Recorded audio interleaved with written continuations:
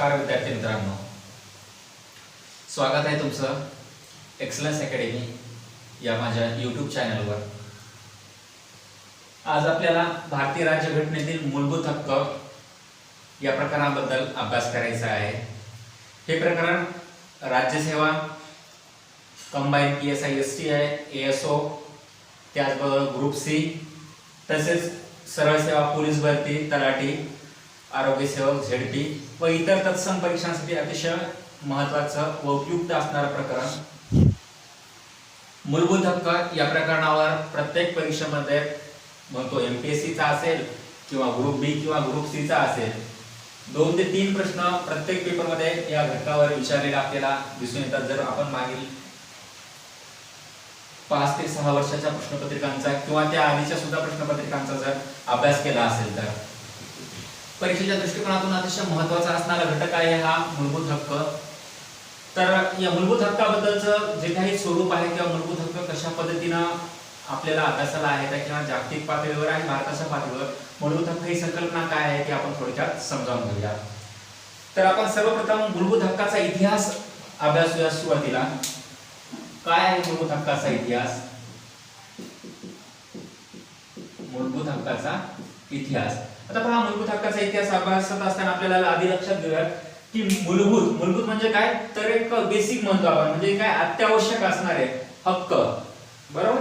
तर पाहूयात आपण मूलभूत हक्काची संकल्पना जगाच्या पातळीवर सर्वप्रथम 1215 मध्ये ब्रिटनमध्ये 1215 मध्ये सर्वप्रथम ब्रिटनमध्ये मूलभूत हक्क या संकल्पनेचा उदय झालेला किंवा उगम झालेला आपल्याला पाहावयास मिळतो। ब्रिटनमध्ये राजा जॉनची सत्ता होती, बरोबर। आणि हा राजा जॉन जो काही आहे तर हा एक राजा असताना या ठिकाणची जी काही प्रजा आहे ब्रिटनची, या ब्रिटनच्या प्रजाने राजाच्या राजवटी विरुद्ध एक आंदोलन या ठिकाणी पेटवलेलं होतं आणि या आंदोलनामार्फत या जनतेने ब्रिटनमध्ये त्यांच्या हक्कांची एक सनद मांडलेली होती। ब्रिटनच्या जनतेने राजा जॉनच्या विरोधामध्ये राजा जॉनच्या कडे एक हक्कांची सनद मागवलेली होती आणि एक यादी दिलेली होती, ज्या यादीलाच किंवा ज्या हक्काच्या सनदेलाच आपण काय म्हणतो तर मॅग्ना कार्टा असं म्हणतो। मॅग्ना कार्टा म्हणजे काय, तर हक्कांची सनद। मॅग्ना कार्टा ही काय होती, तर हक्कांची सनद होती। कुठल्या हक्कांची सनद होती, तर मूलभूत हक्कांची सनद होती। कुठला प्रसंग आहे, तर ब्रिटनमध्ये कधीचा आहे, तर 1215 मध्ये। पहा, मूलभूत हक्क ही संकल्पना सर्वप्रथम ब्रिटनमध्ये आपल्याला पाहावयास मिळते। त्यानंतर जागतिक पातळीवर जर आपण विचार केला जगामध्ये मूलभूत हक्क ही संकल्पना कशा पद्धतीने उदयास आली, तर आपल्याला दुसरा घटक माहिती आहे 1779 मध्ये, सॉरी माफ करा, 1789 मध्ये फ्रेंच राजवटीमध्ये 1789 मध्ये 16वा लुई हा एक राजा होता जो की अतिशय जुलमी आणि अराजकता त्याच्या कालखंडामध्ये पसरलेली होती। या राजाची सत्ता उठवून टाकण्यासाठी तेथील जनतेने काय केलेली होती, हक्काची सनद त्या ठिकाणी मांडलेली होती। स्वातंत्र्य, समता, बंधुता हे जे काही तत्व आपल्याला मिळालेले ते फ्रान्सच्या राज्यघटनेकडून मिळालेले आहेत, हे सुद्धा आपल्याला माहिती आहे। त्यानंतर आहे पहा, महत्त्वाचं म्हणजे अमेरिकेच्या संविधानाचा आपल्याला विचार करावा लागतो। 1791 मध्ये या ठिकाणी आपल्याला लक्षात घ्यावं लागेल की 1791 मध्ये USA संयुक्त America, United states of America या देशामध्ये सुद्धा काय करण्यात आलेली हक्काबद्दल या ठिकाणी मत मांडण्यात आलेलं आहे। हा मूळ ब्रिटनच्या संविधानामध्ये मूळ USAच्या संविधानामध्ये हक्क त्या ठिकाणी दिलेले नव्हते, म्हणजे सुरुवातीला त्यांनी हक्कांची त्या ठिकाणी समावेश घटनेमध्ये केलेला नव्हता। नंतरच्या काळात घटना दुरुस्ती करून USAने संविधानामध्ये मूलभूत हक्कांचा समावेश केला। आता कोणत्या पद्धतीने त्यांनी मूलभूत हक्काचा समावेश केला, तर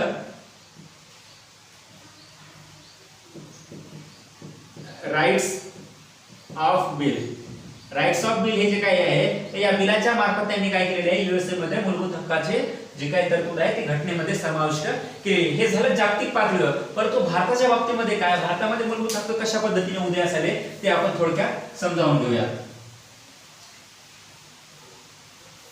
पहा, भारतामध्ये सर्वप्रथम 1895 मध्ये हक्कासंबंधीची मागणी करण्यात आलेली आहे, ते आपल्याला माहिती आहे।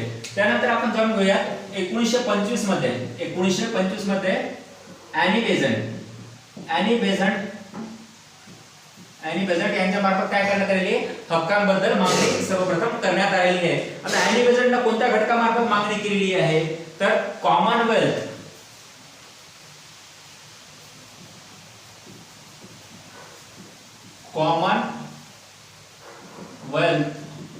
Of India bill. Commonwealth of India bill हे जे काही बिल आहे, तर या बिलामध्ये ॲनी बेझंट यांनी भारतीयांच्या हक्कांबाबतची तरतूद या ठिकाणी केलेली आपल्याला दिसून येते. त्यानंतर आपल्याला माहिती आहे की पुढे जाऊन मोतीलाल नेहरू यांनी 1928 मध्ये 1928 मोतीलाल नेहरू यांनी सुद्धा हक्कांबाबत या ठिकाणी मत मांडलेलं आहे. त्यानंतरच्या काळामध्ये आपल्याला माहिती आहे 1945 मध्ये भारताच्या घटना समितीची रचना त्या ठिकाणी होत असतानाचा आपल्याला घटक माहिती आहे. 1945 मध्ये त्या ठिकाणी एक समिती स्थापन करण्यात आलेली होती आणि ही समिती कोणती होती, तर तेज बहादूर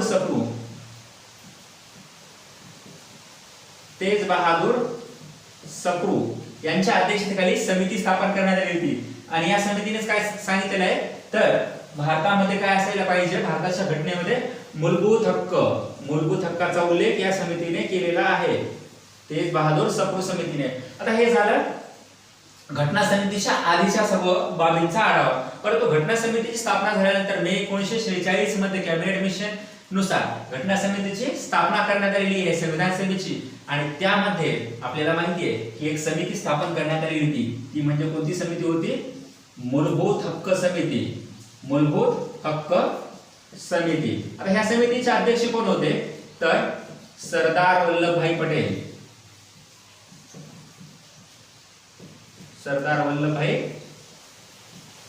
पटेल हे या समितीचे अध्यक्ष होते, मूलभूत हक्क समिती. आता या समितीमध्ये 2 उपसमित्या होत्या, ज्यामध्ये आपल्याला माहिती आहे मूलभूत हक्क उपसमिती जिचे अध्यक्ष होते जे.बी. कृपलानी, आणि दुसरी समिती होती अल्पसंख्याक विषयक उपसमिती, अल्पसंख्याकांच्या हक्कासंबंधीची उपसमिती, ज्याचे अध्यक्ष होते एस.सी.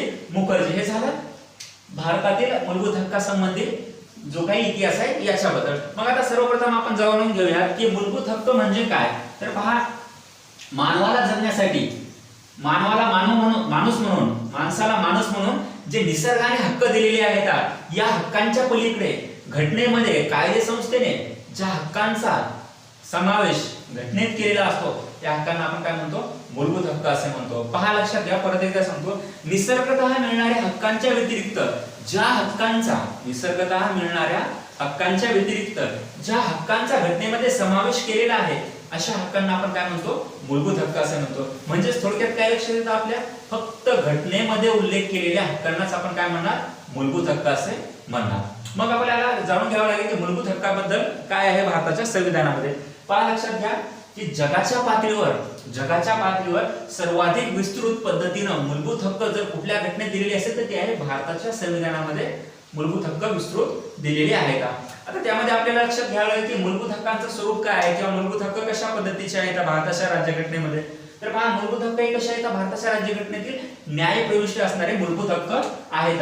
मग ह्या मूलभूत हक्काबद्दल आपण जाणून घेऊया. आता पहा, भारतीय राज्यघटनेच्या भाग 3 या ठिकाणी उल्लेख करूयात आपण. भाग 3 मध्ये कलम 12 ते 35 मध्ये मूलभूत हक्कांचा उल्लेख घटनेमध्ये करण्यात आलेला आहे. भाग 3 मध्ये आणि कलम 12 ते 35. म्हणजे भारतीय संविधानाची मॅग्ना कार्टा खालीलपैकी कशाला संबोधलं जातं असा जर प्रश्न पडला तर त्याचं उत्तर काय असेल, मूलभूत हक्कांना भारतीय संविधानाची मॅग्ना कार्टा असं म्हटलं जातं. मग आता हे मूलभूत हक्क 12 ते 35 मध्ये आहेत. हे हक्क कसे आहेत, तर हे न्यायप्रविष्ट हक्क आहेत. जर आपल्याला ह्या हक्कांचं उल्लंघन होत असेल तर आपण त्यांना न्यायालयातून मिळवू शकतो. त्याचबरोबर भारतातील संविधानाचे जे काही मूलभूत हक्क आहेत ते कसे आहेत, पहा, न्यायप्रविष्ट,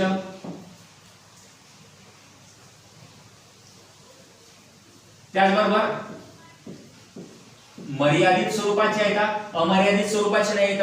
म्हणजे काय, तर मूलभूत हक्क हे अमर्यादित स्वरूपाचे नाही आहेत. म्हणजे काय, तर लक्षात घ्या, याच्यावर काही प्रमाणामध्ये राज्य संस्था पर्याप्त बंधने लादू शकते. म्हणजे काय, आणीबाणीचा कालखंड असेल किंवा इतर काही कालखंडामध्ये या हक्कांवर पर्याप्त बंधने लादता येऊ शकतात. हे सुद्धा आपल्याला माहिती असणं आवश्यक आहे.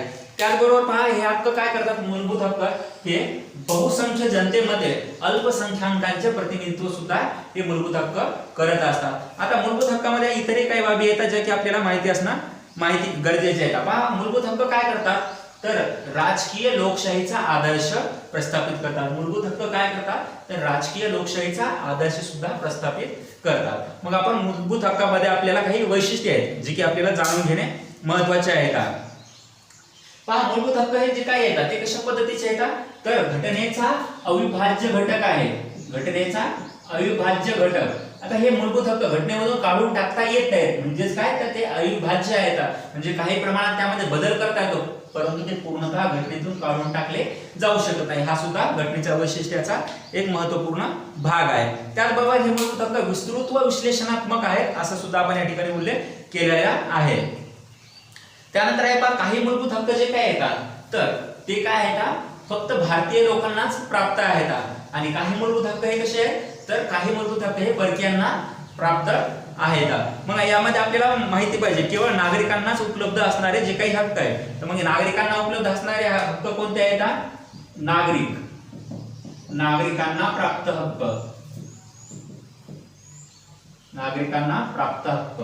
आता या नागरिकांना प्राप्त हक्कामध्ये जे काही हक्क आहेत तर त्यामध्ये आपल्याला माहिती आहे की कलम 15 धर्म वंश लिंग जाती यानुसार भेदभाव केला जाणार नाही, कलम 15 असेल, कलम 16 असेल। कलम 16 काय सांगतं, तर सार्वजनिक सेवेमध्ये सर्वांना समान संधी। त्याचबरोबर कलम 19 असेल, कलम 19 असेल। आता यामध्ये काय सांगितलेलं आहे, तर भाषण व अभिव्यक्ती या संबंधीच्या निरीक्षित स्वातंत्र्याचा हक्क यामध्ये सांगितलेला आहे। त्याचबरोबर कलम 29 आणि 30 यामध्ये काय होता, तर अल्पसंख्याकांसंबंधीच्या बाबींचा हक्कांचा उल्लेख यामध्ये केलेला आहे। तर हे हक्क कोणाला प्राप्त आहेत, फक्त नागरिकांनाच आहेत, हे हक्क परकीयांना उपलब्ध नाही येतात। मग परकीयांना प्राप्त हक्क कोणते आहेत,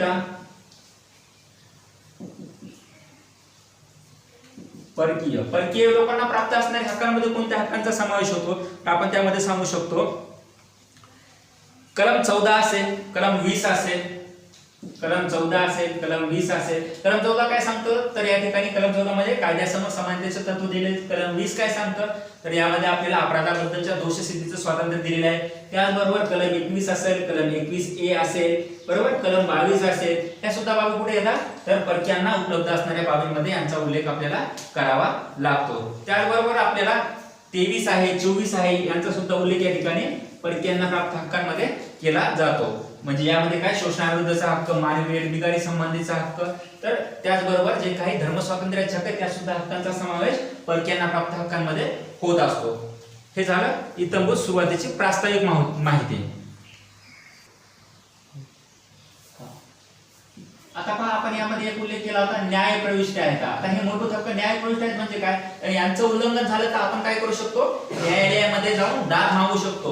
तर आपल्याला माहिती आहे की न्यायालयामध्ये दाद मागत असताना काय केलं जातं, तर कलम 32 नुसार सर्वोच्च न्यायालयामध्ये, सुप्रीम कोर्ट, आणि कलम 226 नुसार आपण काय करतो, तर या ठिकाणी हायकोर्ट मध्ये अपील करतो ह्या मूलभूत हक्कांना परत मिळवून घेण्यासाठी। त्याचबरोबर पहा हे मूलभूत हक्क काय करतात, तर या मूलभूत हक्कामध्ये दुरुस्ती करता येते। मूलभूत हक्कांमध्ये काय करता येते, दुरुस्ती करता येते। आपल्याला जसं की माहिती आहे कलम 21 हा जो काही शिक्षणाचा हक्क आहे तर तो काय केलेला आहे, मूलभूत हक्कामध्ये वाढ करून तो समावेश केलेला आहे 42व्या घटना दुरुस्तीनुसार। तर ही बाब सुद्धा आपल्याला या ठिकाणी महत्त्वाची लक्षात ठेवावी लागेल। त्याचबरोबर आता मूलभूत हक्क स्थगिती, मूलभूत हक्क काय केले जातात, स्थगित, मूलभूत हक्क हे स्थगित सुद्धा केले जाऊ शकतात। म्हणजे काय, तर तात्पुरत्या काळासाठी मूलभूत हक्कांवर काय केलं जाऊ शकतं, बंधन त्या ठिकाणी लादलं जाऊ शकतं। मग तात्पुरत्या काळासाठी जे काही बंधने येतात म्हणजेच काय, ते कलम 20 व कलम 21 याबद्दल आपल्याला इथं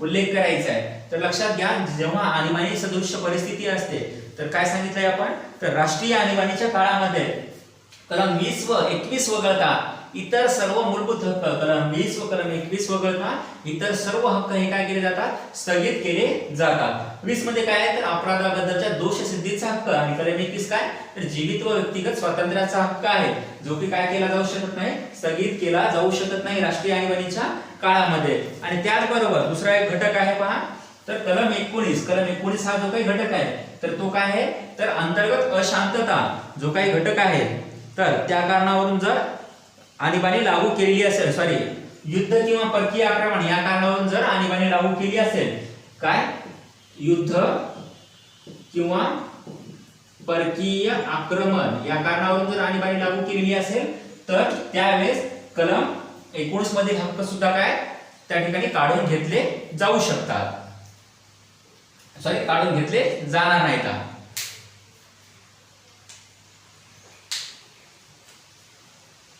आता पहा त्यानंतर आपण जाणून घेऊयात की मूलभूत हक्कासंबंधीचे जे काही इतर सुधारणा आहेत त्यानंतर आपण जाणून घेऊया की मूलभूत हक्काचा उल्लेख आपण केला आहे की कलम 12 पासून ते 35 पर्यंत. मग कलम 12 बद्दल आपण जाणून घेऊया. कलम 12 मध्ये काय सांगितलेलं आहे तर लक्षात घ्या विद्यार्थी मित्रांनो, कलम 12 मध्ये काय सांगितलेले आहे, राज्य संस्थेची व्याख्या, राज्य संस्थेची व्याख्या दिलेली आहे यामध्ये. मग राज्य संस्थेची काय व्याख्या आहे ते आपण समजून घेऊया. कशाला म्हणायचं राज्य संस्था किंवा राज्य संस्थेमध्ये कोणकोणत्या घटकांचा समावेश केला जात असतो. आता पहा राज्य संस्था हा शब्दाचा उल्लेख काय म्हणून केलेला आहे तर आपल्याला माहिती पाहिजे की यामध्ये भारताचे शासन व संसद, भारताचे शासन व संसद याचा समावेश या ठिकाणी राज्य संस्थेमध्ये केला जातो. म्हणजे काय तर संघ राज्य शासनाची जी काही कार्यकारी, संघ राज्य शासनाची कार्यकारी व कायदेकारी जी काही यंत्रणा आहे त्या यंत्रणेचा समावेश कशामध्ये होतो तर राज्य संस्थेमध्ये. संघ शासनाचे कायदेकारी किंवा कार्यकारी आणि कायदेकारी अशा दोन्ही घटकांचा त्यामध्ये समावेश होतो. कशामध्ये राज्य संस्थेमध्ये. त्याचबरोबर घटक राज्याचे शासन व विधिमंडळ म्हणजेच काय तर कायदेमंडळ व कार्यकारी मंडळ, कायदे मंडळ किंवा कार्यकारी मंडळ या दोन्ही घटकांचा समावेश कशामध्ये होतो तर घटक राज्याचे शासन व विधिमंडळ या घटकामध्ये होत असतो राज्य संस्थेच्या. त्याचबरोबर पहा इतर कोणत्या घटकांचा यामध्ये समावेश होतो तर तिसरा घटक असतो सर्व स्थानिक प्राधिकारी. सर्व स्थानिक प्राधिकारी यामध्ये कोणकोणत्या स्थानिक प्राधिकाऱ्यांचा समावेश होतो तर ज्यामध्ये आपण सुरुवातीला सांगू शकतो की घटक राज्यामध्ये किंवा स्थानिक पातळीवर ज्या काही यंत्रणा असतील तर यामध्ये आहेत नगरपालिका, पंचायत संस्था, नगरपालिका असेल, पंचायत संस्था असेल किंवा जिल्हा मंडळे असतील,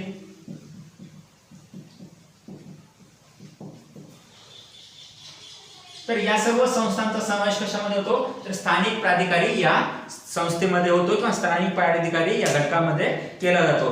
त्याचबरोबर इतर काही यंत्रणांचा समावेश सुद्धा राज्य संस्थेमध्ये होतो. त्यामध्ये काय भारताच्या राज्यभूमीतील किंवा भारत सरकारच्या नियंत्रणाखाली इतर प्राधिकारी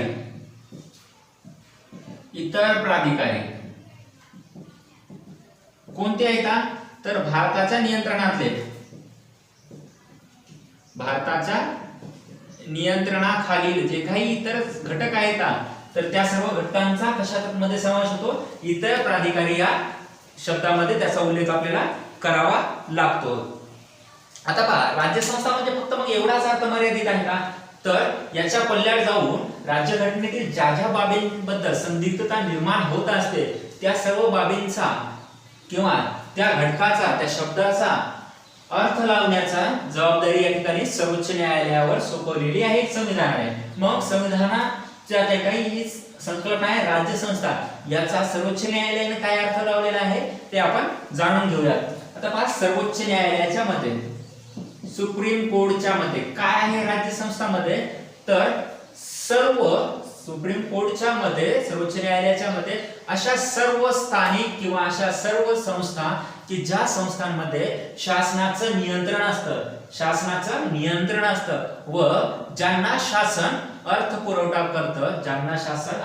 करतं, व ज्यावर शासन नियंत्रण ठेवतं, ज्या की सार्वजनिक जबाबदाऱ्या पार पाडणाऱ्या संस्था आहेत, अशा सर्व संस्थांचा समावेश राज्य संस्था या घटकामध्ये होतो, असं सुप्रीम कोर्टाच्या म्हणण्यानुसार आपल्याला इथं लक्षात येतं. मग यामध्ये सुप्रीम कोर्टाने कोणकोणत्या संस्थांना राज्य संस्था म्हणून उल्लेख केलेला आहे तर आपल्याला ते माहिती पाहिजे, ते आपण समजावून घेऊया.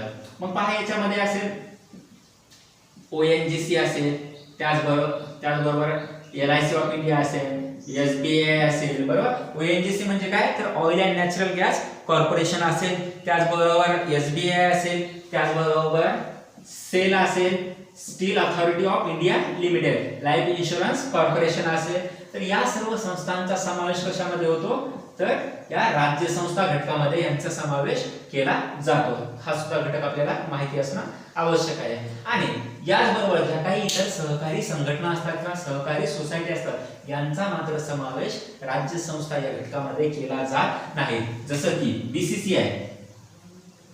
BCCI याचा समावेश या राज्य संस्था घटकामध्ये केला जात नाही. त्यानंतर आपण जाणून घेऊया पुढचा घटक कलम 13.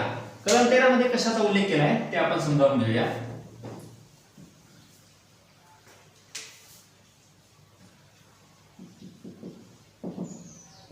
कलम 13 पहा, कलम 13 मध्ये कोणत्या घटकाचा उल्लेख केलेला आहे तर मूलभूत हक्काशी जे काही विसंगत असलेले कायदे आहेत, मूलभूत हक्काशी विसंगत कायदे, मूलभूत हक्काशी विसंगत असणाऱ्या कायद्याबद्दलची तरतूद जी काय आहे तर ती आहे कलम 13 मध्ये सांगितलेली. पहा, कलम 13 मध्ये कशाचा उल्लेख येतो तर यामध्ये न्यायालयीन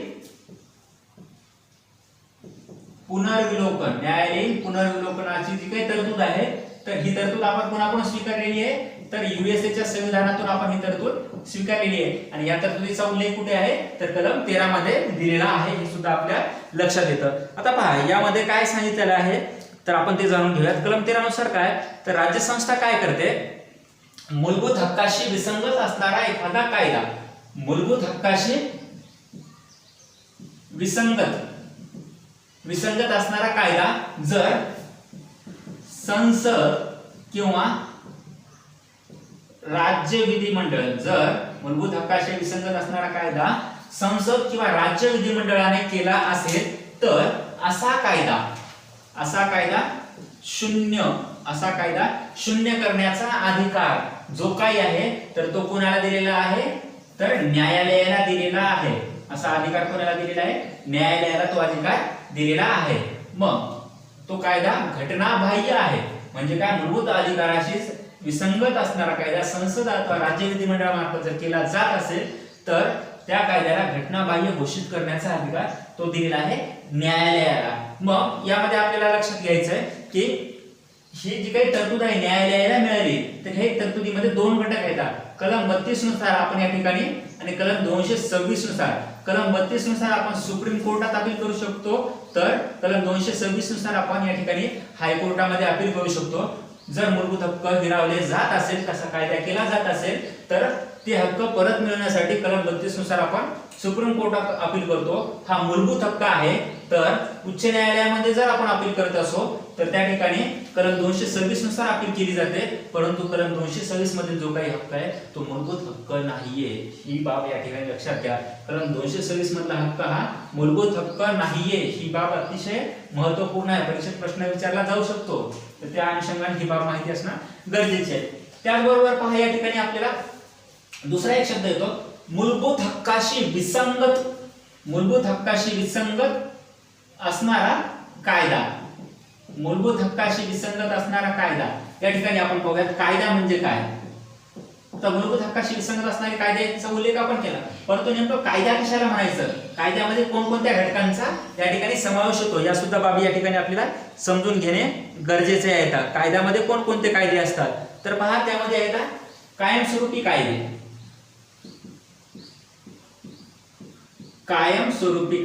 आता या कायमस्वरूपी कायद्यामध्ये कोणकोणत्या कायद्यांचा समावेश होतो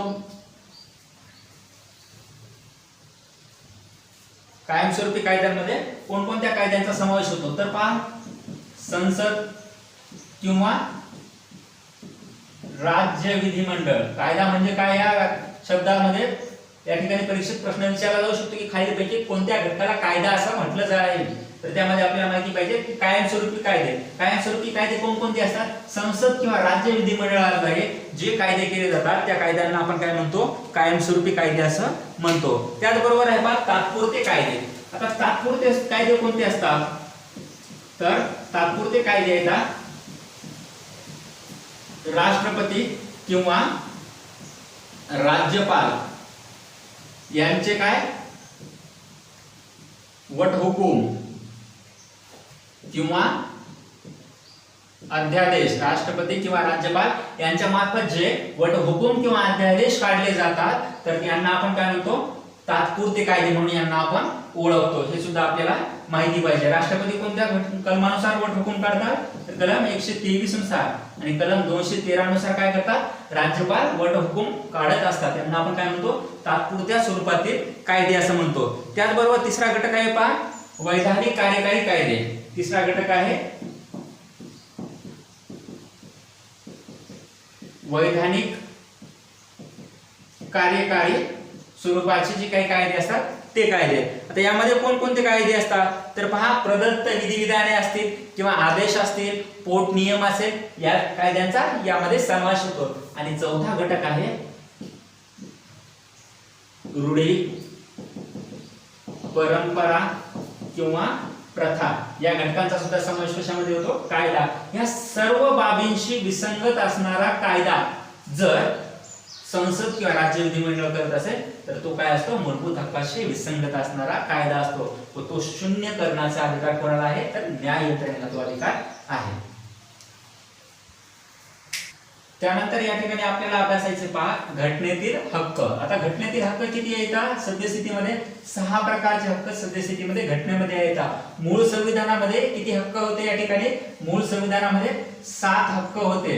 हे आहे मूळ संविधान. आणि सद्यस्थितीमध्ये किती आहे? 6. सध्या किती येतात? 6 हक्क या ठिकाणी संविधानाने दिलेले आहेत. मग पहिला हक्क आहे समानतेचा हक्क. समानतेचा हक्क कुठे? समानतेचा हक्क. त्यानंतरचा आहे दुसरा पहा स्वातंत्र्याचा हक्क. समानतेचा हक्क. त्यानंतर आहे स्वातंत्र्याचा हक्क. त्याचबरोबर तिसरा हक्क आहे पहा शोषणाविरुद्धचा हक्क. शोषणाविरुद्धचा हक्क. त्याचबरोबर चौथा आहे धर्म स्वातंत्र्याचा हक्क. चौथा आहे धर्म स्वातंत्र्याचा हक्क. त्याचबरोबर आहे बा 5वा सांस्कृतिक व शैक्षणिक हक्क. सांस्कृतिक व शैक्षणिक हक्क. आणि 6वा आहे घटनात्मक उपाय योजनेचा हक्क. घटनात्मक उपाय योजनेचा हक्क. आता पहा या हक्कांबद्दल आपण जाणून घेऊया. समानतेचा हक्क जो काय तो कुठे आहे? कलम समानतेचा हक्क आहे कलम 14 ते 18 मध्ये. समानतेचा हक्क कुठे दिलेला आहे? कलम 14 ते 18 मध्ये दिलेला आहे. त्यानंतर आहे पहा स्वातंत्र्याचा हक्क. स्वातंत्र्याचा हक्क कुठून कुठपर्यंत आहे तर 19 पासून ते 22 पर्यंत.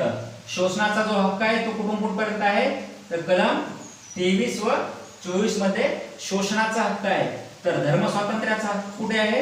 धर्म स्वातंत्र्याचा हक्क आहे 25 ते 28 पर्यंत. तर सांस्कृतिक व शैक्षणिक हक्क कुठे दिलेला आहे? कलम 29 व 30 मध्ये सांस्कृतिक व शैक्षणिक हक्क दिलेला आहे. आणि सर्वात शेवटी घटनात्मक उपाय योजनेचा हक्क कुठे दिलेला आहे तर कलम 32 मध्ये हा हक्क दिलेला आहे. ज्या कलमाला घटनात्मक उपाय योजना भारतीय संविधानाचा आत्मा असं डॉक्टर बाबासाहेब आंबेडकरांनी संबोधलेला आहे. आणि हा प्रश्न बऱ्याच वेळेस परीक्षेत पडलेला आहे. तर संविधानाचा आत्मा, संविधानाचा आत्मा म्हणून कोणत्या कलमाला उल्लेखलं जातं म्हणून. तर ही सुद्धा माहिती असणं आवश्यक आहे. तर आता आपण थोडक्यात समानतेचा हक्क हा घटक सुरू करूया. आता आपण समानतेचा हक्क हा घटक जाणून घेऊया. तत्पूर्वी आपण या ठिकाणी उल्लेख केलेला जो काही मूळ हक्क होता 7वा संपत्तीचा हक्क, त्याबद्दल इथे उल्लेख करूया. संपत्तीचा हक्क हा जो काही हक्क 44वी घटना दुरुस्ती, 44वी घटना दुरुस्ती कधीची आहे तर 1978 ची घटना दुरुस्ती. या घटना दुरुस्तीने काय केलेले आहे, हा हक्क संविधानातून काढून टाकण्यात आलेला आहे मूलभूत हक्कातून. आणि तो कुठे समाविष्ट केलेला आहे संपत्तीचा हक्क, तर कलम 300 क मध्ये हा हक्क समाविष्ट केलेला आहे. आणि हा हक्क आता सद्यस्थितीमध्ये कायदेशीर हक्क म्हणून ओळखला जातो. आता बघूया समानतेचा हक्क. समानतेच्या हक्कामध्ये कोणकोणत्या बाबीचा समावेश होतो पहा. पहिलं आहे यामध्ये कायद्यासमोर समानता. कायद्यासमोर समानता या बाबीमध्ये आपण समजावून घेऊया. तर काय आहे याच्यामध्ये, तर पहा लक्षात घ्या की कोणताही व्यक्ती काय कायद्यासमोर समान असेल, म्हणजे तो गरीब श्रीमंत उच्च नीच विद्वान किंवा अनभिज्ञ अशा पद्धतीचा कुठलाही भेदभाव कायद्यासमोर केला जाणार नाही. या तरतुदीचा उल्लेख कुठे होतो, कायद्यासमोर समानता या बाबीमध्ये केला जातो. त्याचबरोबर पहा दुसरा काय घटक आहे यामध्ये, तर जी काही कायदेसमोरची यंत्रणा आहे त्या प्रशासित केली जाणारी यंत्रणा आहे, यामध्ये कुठल्याही व्यक्तीला भेदभाव केला जाणार नाही. ही तरतूद आहे कायद्यासमोर समानता या बाबीमध्ये. आता पहा कायद्यासमोर समानता या तरतुदीमध्ये जी काही यंत्रणा आहे तर याच्यामध्ये आपल्याला दोन घटक लक्षात घ्यायचे. तर ते आहे का कायद्यासमोर समानता व कायद्याचे समान संरक्षण. यामध्ये दोन घटक आहेत, कायद्यासमोर समानता व कायद्याचे समान संरक्षण. आता पहा कायद्यासमोर समानता आणि कायद्याचे समान संरक्षण. आता पहा कायद्यासमोर समानता आणि कायद्याचे समान संरक्षण. कायद्यासमोर समानता ही जी काही तरतूद आहे ही आपण घेतलेली आहे तर ब्रिटनच्या घटनेकडून घेतलेली आहे. आणि कायद्याचे समान संरक्षण ही तरतूद कोण आपण घेतलेली आहे आपण तर अमेरिकेच्या संविधानाकडून ही तरतूद आपण घेतलेली आहे. ब्रिटन म्हणजे काय तर ते कमेंट बॉक्स मध्ये त्या ठिकाणी तुम्ही त्याचा उल्लेख करा. ब्रिटन या शब्दाचा अर्थ काय होतो किंवा कोणकोणत्या घटकांचा समावेश या ब्रिटन या संकल्पनेमध्ये होतो. तर पहा कायद्यासमोर समानता या तरतुदीमध्ये आपण सांगू शकतो.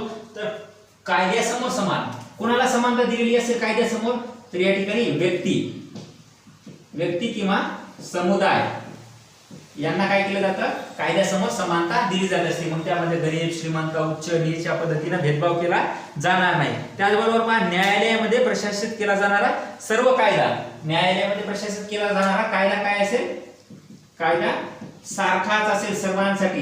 ही तरतूद कुठे आहे कायद्यासमोर समानता या तरतुदीमध्ये याचा उल्लेख असेल. आता ही कायदा सारखाच असेल, कुणासाठी सारखाच असेल तर व्यक्तींसाठी तो कायदा कसा असेल सारखाच असेल अशी यामध्ये तरतूद आहे. तर पहा त्यानंतर यामध्ये दुसरा काय आपण उल्लेख करू शकतो विशेषाधिकार. विशेषाधिकार या ठिकाणी कुठलेही दिले जात नाही, कोणत्याही व्यक्तीला या ठिकाणी विशेषाधिकार दिले जात नाही. कुठे कायद्यासमोर समानता या तरतुदीमध्ये. आणि त्यानंतरच आहे पहा दुसरी आहे कायद्याचे समान संरक्षण. इथे काय आहे समान परिस्थितीत समान वागणूक. समान परिस्थितीत समान वागणूक म्हणजे काय तर या ठिकाणी काय म्हणू शकतो आपण तर लक्षात घ्या दोन दरोडेखोर आहेत, उदाहरणार्थ दोन गुंड आहेत आणि यांचं काम काय आहे तर दरोडा घालणे किंवा चोरी करणे. तर ह्या दोघांची समान परिस्थिती आहे. मग या समान परिस्थितीमध्ये त्यांना काय केलं जाईल कायद्यासमोर शिक्षा सुद्धा काय दिली जाईल समान शिक्षा दिली जाईल. ही तरतूद आहे समान परिस्थितीत समान वागणूक. त्यानंतर आहे पहा समान परिस्थितीत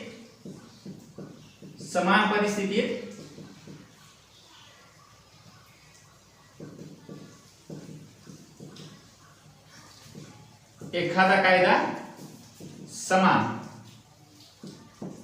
तर भिन्न परिस्थितीत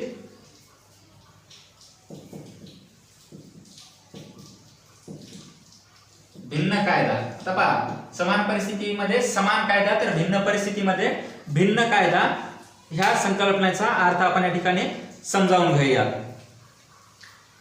म्हणजे काय तर पहा समान परिस्थितीत समान वागणूक व भिन्न परिस्थितीत भिन्न वागणूक ही तरतूद कुठे कायद्याच्या समान संरक्षणामध्ये आहे. जसं की पहा आपण एक उदाहरण घेऊयात परत एकदा की दरोडेखोराचं किंवा एका गुंडाचं. एक गुंड आहे त्या गुंडाचं काम काय आहे दोन गुंड आहेत या ठिकाणी, लक्षात घ्या, दोन गुंड आहेत.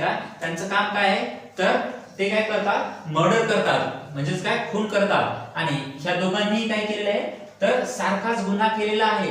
आणि या सारख्याच गुन्ह्यासाठी यांचं हा मूळचा पेशा आहे खून करणे आणि त्यामधून पैसे कमावणे. तर या समान कामासाठी काय केलं जाईल, त्यांना समान परिस्थिती आहे दोघांची. समान परिस्थितीत एखादा कायदा त्यांना काय होणार, समान लागू होणार, म्हणजे सारखीच त्यांना काय होणार, एकाच गुन्ह्यासाठी शिक्षा सारखी होणार. त्यानेही खून केला, यानेही खून केला, दोघांनाही शिक्षा सारखी होणार. परंतु भिन्न परिस्थितीत भिन्न कायदा. आता परत आपण त्याच गुंडांची उदाहरणे घेऊया. दोघांनी खून केलेला आहे. आता यामध्ये दोघांनी खून केलेला आहे, दोन व्यक्तींचा एका व्यक्तीचा यांनी खून केला. मग यामध्ये आपण लक्षात घेऊया, पहिला व्यक्ती जो काय तो काय सधन व्यक्ती आहे, मुबलक संपत्ती आहे, परंतु त्याने खून काय केलेला आहे तर त्याच्या निजी स्वार्थासाठी त्या ठिकाणी त्याने खून केलेला आहे. परंतु त्याच ठिकाणी त्याने खून करत असताना त्याच्या घरातला त्या समोरच्या व्यक्तीचा सर्व पैसा हडप केला.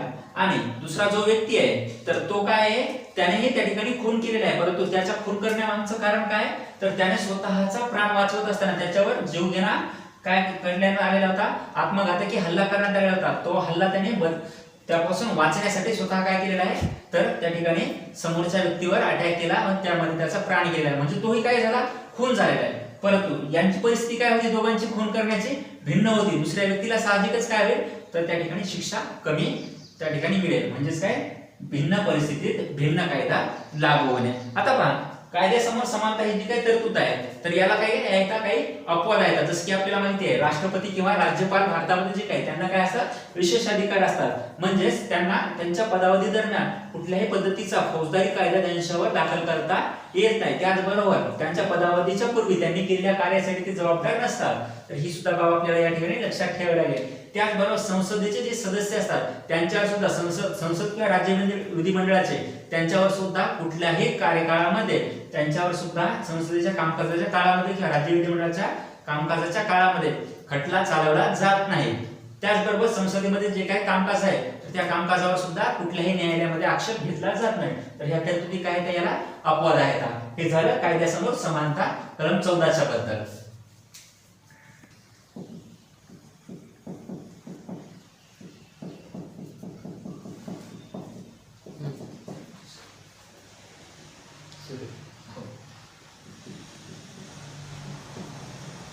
पहा, कलम 15 काय आहे तर धर्म, वंश, लिंग, जात किंवा जन्म ठिकाण या कारणावरून भेदभाव केला जाणार नाही. या कारणावरून भेदभाव केला जाणार नाही. कुठे आहे ही तरतूद, कलम 15 मध्ये दिलेली आहे. पहा, म्हणजे काय तर आपण ते समजून घेऊया. कलम 15 मध्ये धर्म, वंश, लिंग, जात या कारणावरून भेदभाव केला जाणार नाही. यामध्ये कोणकोणत्या बाबीचा समावेश होतो पहा. राज्यसंस्थेबद्दल या ठिकाणी उल्लेख केलेला आहे. तर राज्यसंस्थेमध्ये काय सांगितलेलं आहे, कलम 15(1), कलम 15 मध्ये पोट कलम 1 मध्ये काय सांगितलेलं आहे, राज्यसंस्था केवळ धर्म, वंश, लिंग, जात किंवा जन्म ठिकाण या कारणावरून भेदभाव करू शकत नाही. तर इतर कारणावरून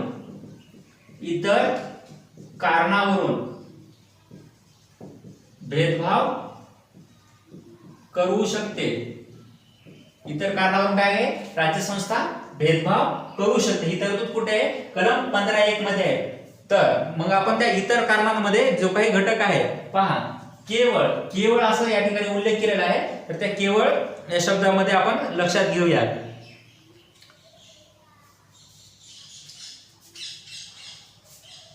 त्यानंतर आहे पहा, दुसरा आहे कलम 15(2). कलम 15(2) मध्ये काय सांगितलेलं आहे, भेदभावाशी संबंधित कोणत्याही नागरिकावर केवळ धर्म, वंश, लिंग, जात या कारणावरून निसमर्थता लादता येणार नाही अशी त्यामध्ये तरतूद आहे. पहा, कलम 15(1) जो काही आहे, भेदभाव हा कुणासाठी आहे तर राज्यसंस्थेसाठी प्रतिबंधित आहे. कलम 15(1) मध्ये जो काही भेदभाव आहे तो कुणासाठी प्रतिबंधित आहे, राज्यसंस्थेसाठी प्रतिबंधित आहे.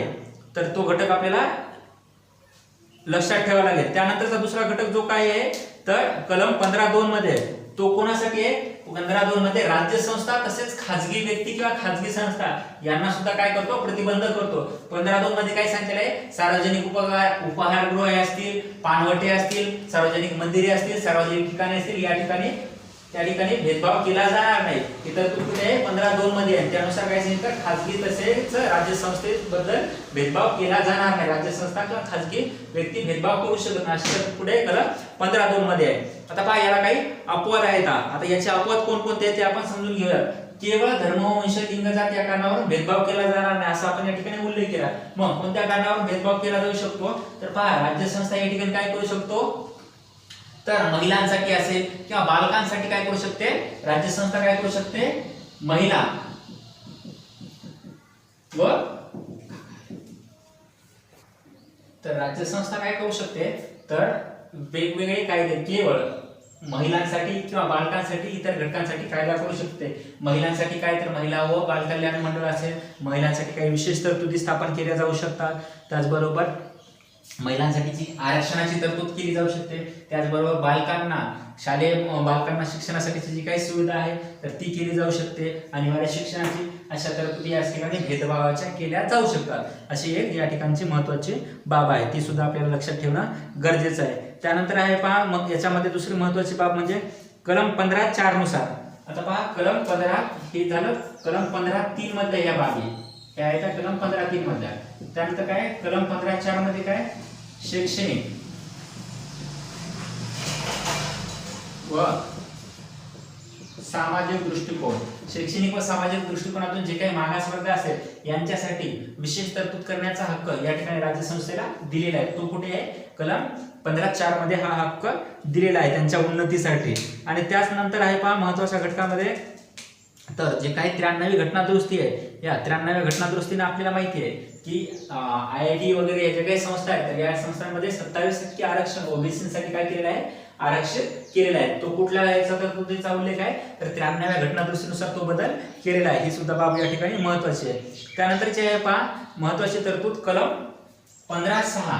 कलम 15 मध्ये पोट कलम 6 यामध्ये काय सांगितलेलं आहे, तर आर्थिक दृष्ट्या मागास, आर्थिक मागास यांच्यासाठी 10% आरक्षणाची जी तरतूद आहे तर ही या कलम 15(6) मध्ये केलेली आहे, जी की घटना दुरुस्ती क्रमांक 103 नुसार केलेली तरतूद आहे. त्यानंतरचा महत्त्वाचा घटक आहे कलम 16. पहा कलम 16 मध्ये काय उल्लेख केलेला आहे, सार्वजनिक सेवेमध्ये सर्वांना समान संधी, सार्वजनिक सेवेमध्ये सर्वांना समान संधी. आता कलम 16(1) काय, राज्य संस्थेच्या नियंत्रणाखाली, राज्य संस्थेच्या नियंत्रणाखाली ज्या काही संस्था आहेत त्या संस्थांमध्ये जे काही पदावरील रोजगार किंवा नेमणुकीच्या संबंधित बाबी येतात तर त्या बाबींमध्ये नागरिकांना सर्वांना काय केली जाईल, समान संधी दिली जाईल. ही तरतूद कुठे आहे, कलम 16(1) मध्ये याचा उल्लेख केलेला आहे. त्यानंतर आहे पहा कलम 16(2). कलम 16(2). आता कलम 16(2) मध्ये काय सांगितलेलं आहे, तर सार्वजनिक सेवेमध्ये कोणत्याही नागरिकास धर्म, वंश, लिंग, जात किंवा जन्म ठिकाण या कारणावरून भेदभाव केला जाणार नाही. धर्म, वंश किंवा लिंग, जात किंवा जन्म ठिकाण या कारणावरून भेदभाव केला जाणार नाही. तरतूद कुठे आहे, कलम 16(2) मध्ये याचा उल्लेख केलेला आहे. त्यानंतर आहे पहा या तरतुदीला काही अपवाद आहेत. मग या सार्वजनिक सेवेत सर्वांना समान संधीमध्ये काही अपवाद आहेत. मग यामध्ये कोणते अपवाद आहेत, तर याचे अपवाद आपण समजून घेऊया. कलम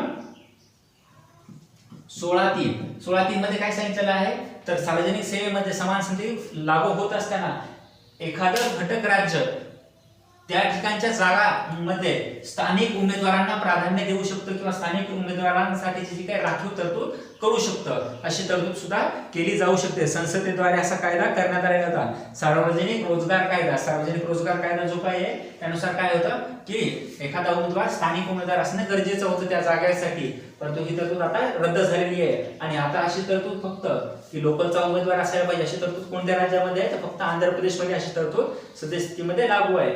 त्याचबरोबर काल सायंकाळी 6 वाजता सीएमओ म्हणजे काय, तर चीफ मिनिस्टर ऑफिस मधून या ठिकाणी एक न्यूज आलेली आहे.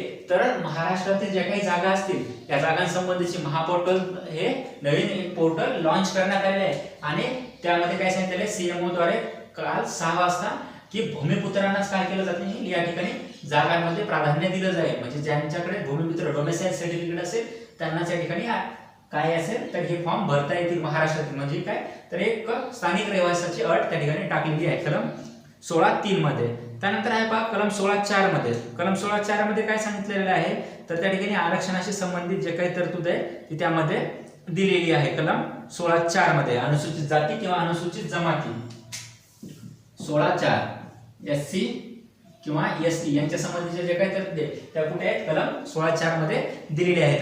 त्यानंतर आहे पहा कलम 16(4)(b). कलम 16(4)(b) मध्ये काय सांगितलेलं आहे तर ज्या काही जागा असतील या ठिकाणची तर त्या आरक्षित जागा किंवा पदोन्नतीमध्ये सुद्धा त्या ठिकाणी तरतूद आहे. कलम 16(4) मध्ये काय सांगितलेलं आहे आरक्षित जागा म्हणजे एखाद्या जागांचा अनुशेष यावर्षी भरला गेलेला नसेल तर पुढील वर्षी त्या जागांच्या 50% जागा हे काय असतील राखीव असतील. ही तरतूद कुठे आहे कलम 16(4)(b) मध्ये याची तरतूद केलेली आहे.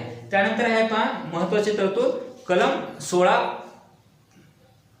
16(6) पाहूयात आपण. महत्त्वाचं कलम 16(6) मध्ये कशाची तरतूद आहे तर यामध्ये आपल्याला माहिती आहे आर्थिकदृष्ट्या दुर्बल जो काही घटक असते त्यांना सार्वजनिक रोजगारांच्या सेवेमध्ये समान संधी देण्यासाठी कलम 16(4) 10% आरक्षण जे काही ती तरतूद कुठे येते कलम 16(4) मध्ये त्याचा उल्लेख केला जातो. त्यानंतर आपण पुढचं कलम समजावून घेऊया. तर आहे पहा कलम 17. कलम 17 मध्ये काय सांगितलेलं आहे अस्पृश्यता निवारण. अस्पृश्यता निवारण. आता पहा कलम 17 मध्ये सांगितलेलं आहे या संबंधीचा एक कायदा आहे पहा अस्पृश्यता अपराध कायदा. अस्पृश्यता अपराध कायदा 1955. अस्पृश्यता अपराध कायदा हा कधीचा आहे 1955 चा आहे. आणि या कायद्यामध्ये नंतर सुधारणा करून या कायद्याचं नाव काय केलेलं आहे नागरी सुधारणा कायदा.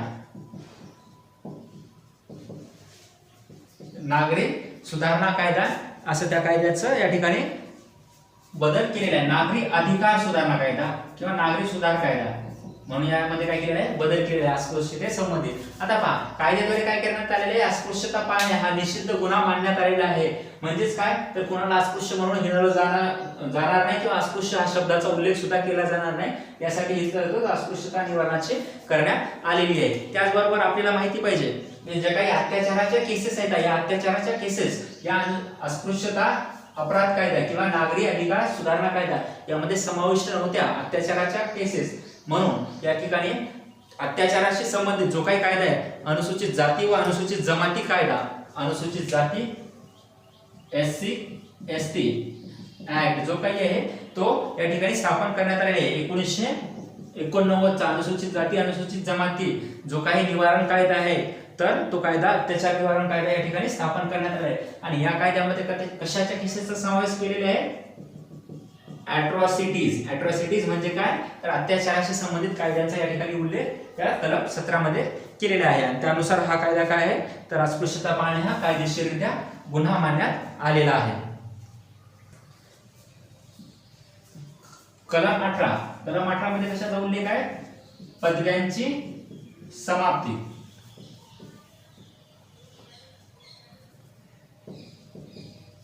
कलम 18 मध्ये कशाचा समावेश आहे पदव्यांची समाप्ती. पहा आपल्याला माहिती आहे की ज्या काही राज्य संस्थेमार्फत लष्करी किंवा शैक्षणिक स्वरूपातील ज्या काही पदव्या आहेत राज्य संस्थेमार्फत ज्या लष्करी किंवा शैक्षणिक पदव्या येतात या पदव्या सोडून ज्या काही इतर पदव्या पूर्वीच्या कालखंडामध्ये भारतामधील लोकांना दिल्या जात होत्या जसे की आपल्याला माहिती आहे ब्रिटिशांनी भारतामध्ये दिलेल्या पदव्या राव बहादूर असेल राय बहादूर असेल किंवा मग सरलष्कर असेल किंवा मग त्याचबरोबर आपण इतर ज्या काही पदव्या पाहिलेल्या आहेत महाराजा वगैरे तर ह्या पदव्या काय आहेत ह्या पदव्यांची समाप्ती कलम 18 नुसार करण्यात आलेली आहे. तर या ठिकाणी आपल्याला एक बाब लक्षात घ्यावी लागेल की जे काही भारत सरकारकडून दिले जाणारे भारतरत्न असेल पद्मभूषण पद्मविभूषण किंवा पद्मश्री हे जे काही आहेत त्या पुरस्कार तर यांचा समावेश पदव्यांमध्ये केला जात नाही. यांचा समावेश नागरी पुरस्कारामध्ये केला जातो. आणि यांची घटनात्मक वैधता या ठिकाणी स्पष्ट करण्यासाठी या ठिकाणी 1996 मध्ये घटनात्मक वैधता तपासण्यात आलेली आहे. कशाची तर नागरी पुरस्कारांची. नागरी पुरस्कार, नागरी पुरस्काराची घटनात्मक वैधता कधी तपासण्यात आलेली आहे? सर्वोच्च न्यायालयामार्फत. तर 1996 मध्ये, आणि त्यामार्फत काय सांगितलं? भारतरत्न, पद्मभूषण, पद्मविभूषण किंवा पद्मश्री हे काय आहेत? पुरस्कार म्हणून गणले जातील, त्यांचा पदव्या म्हणून उल्लेख केला जाणार नाही. आणि लक्षात घ्या या ठिकाणी पदव्यांमध्ये दुसरा कशाचा समावेश होतो? तर लष्करी किताब वगैरे जे काही दिले जातात यांचा सुद्धा समावेश या ठिकाणी होतो. त्यामुळे लष्करी किताब वगैरे सुद्धा नष्ट केले जाणार नाही. ते व्यक्तीच्या किंवा शैक्षणिक कृतीच्या किंवा व्यक्तीच्या सामर्थ्याचा जो काही गौरव आहे त्यासाठी केले गेलेले सन्मान म्हणून त्याचा उल्लेख केला जात असतो. आणि त्यानंतर आपल्याला एक गोष्ट लक्षात घ्यावी लागेल, हे जे काही राष्ट्रीय पुरस्कार आहेत हे राष्ट्रीय पुरस्कार कधीपासून दिले जातात? नागरी पुरस्कार 1954 पासून हे पुरस्कार दिले जातात. तर 1987 मध्ये 1977 मध्ये काय करण्यात आले होते? मोरारजी सरकारच्या काळामध्ये हे नागरी पुरस्कार देणं बंद करण्यात आलेलं होतं. मोरारजी देसाई सरकारच्या काळात पुन्हा एकदा काँग्रेसचं 1980 मध्ये जेव्हा सरकार आलं, इंदिरा सरकार, त्यांनी काय केलं? हे नागरी पुरस्कार पुन्हा एकदा सुरू केले. त्यानंतर आपण अभ्यासूया कलम 19. पहा, कलम 19 मध्ये भाषण व अभिव्यक्ती स्वातंत्र्याचा उल्लेख केलेला आहे.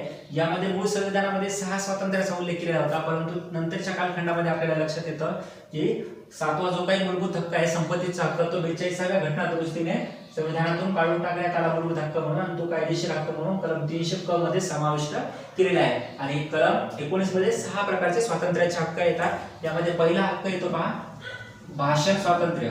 भाषण स्वातंत्र्याचा हक्क आहे पहिला कलम 19 मधला. त्यानंतर भाषण व अभिव्यक्ती. भाषण व अभिव्यक्ती. आता पहा, भाषण व अभिव्यक्ती स्वातंत्र्य म्हणजे काय? तर यामध्ये आपल्याला माहिती आहे की स्वतःचं किंवा इतरांचं मत प्रदर्शित करण्याचा जो काही हक्क आहे तो हक्क कोणत्या याच्यात येतो? भाषण व अभिव्यक्ती स्वातंत्र्यामध्ये उल्लेख केला जातो. त्याचबरोबर व्यापारी जाहिराती वगैरे जे काय त्या प्रसारित करण्याचा हक्क सुद्धा कुठे येतो? भाषण व अभिव्यक्ती स्वातंत्र्यामध्ये त्याचा उल्लेख केला जात असतो. त्याचबरोबर जे काही प्रेसचं स्वातंत्र्य असेल, राजकीय पक्षांची मते असतील, ही सुद्धा कुठे प्रदर्शित केली जातात? भाषण स्वातंत्र्यामध्ये त्याचा उल्लेख केला जात असतो. त्याचबरोबर पहा, सरकारी कामांची जी काही माहिती आहे ती मिळवण्याचा हक्क सुद्धा कुठे आहे? भाषण स्वातंत्र्य या हक्कामध्येच त्या ठिकाणी दिलेला आहे. त्याचबरोबर टेलिफोनवरील संभाषण आहे, म्हणजे टेलिफोनवरील संभाषणाचा जो काही टायपिंग विरुद्धचा हक्क आहे तो सुद्धा कुठे येतो? भाषण स्वातंत्र्यामध्ये येणारा हक्क आहे. त्याचबरोबर निदर्शन करण्याचा हक्क सुद्धा कुठे दिलेला आहे? या अभिव्यक्ती स्वातंत्र्यामध्ये. पहा, या ठिकाणी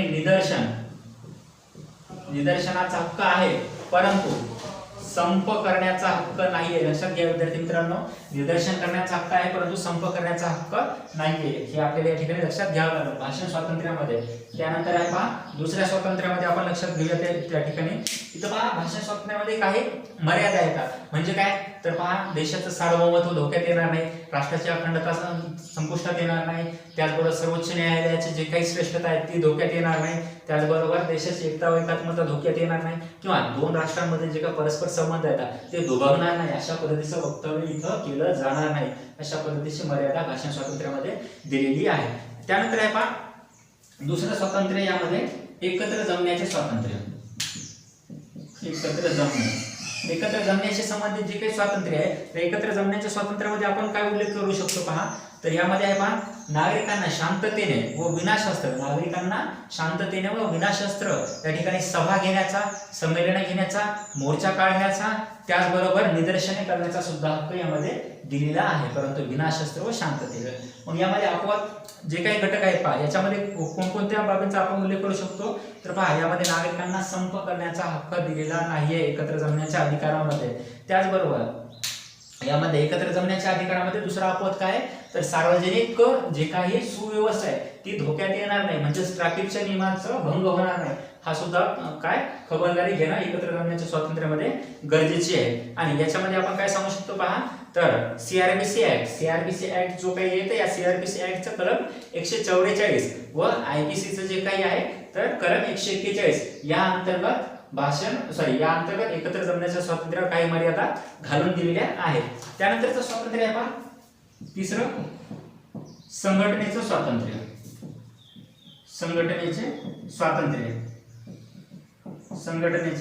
आता या